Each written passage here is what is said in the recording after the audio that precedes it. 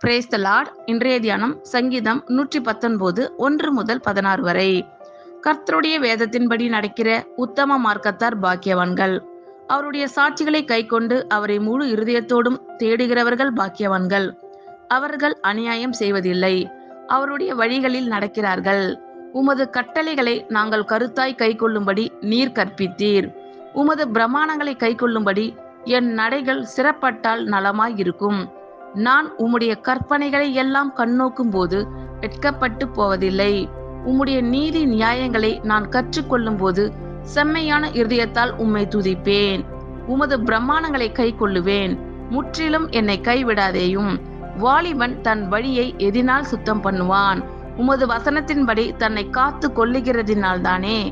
என் முழு இருதயத்தோடும் உம்மை தேடுகிறேன்.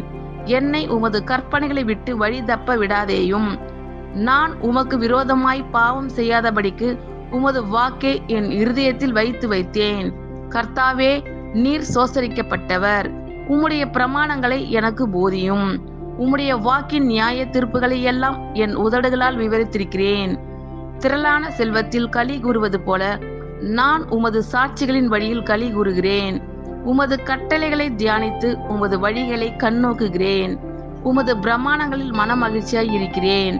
உமது வசனத்தை மறவேன். ஆமேன். God bless you all.